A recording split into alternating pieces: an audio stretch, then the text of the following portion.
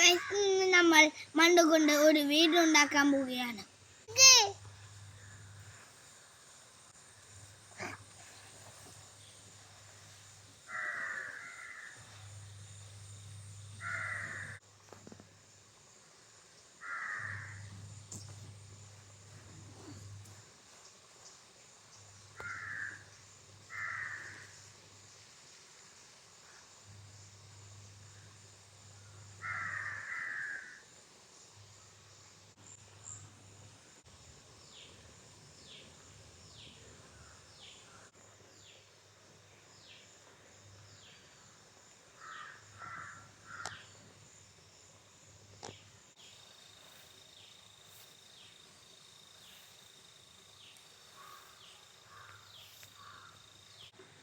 അപ്പോൾ ഗൈസ് നമ്മളെ വീട് ഏകദേശം റെഡിയായി വരുന്നുണ്ട്.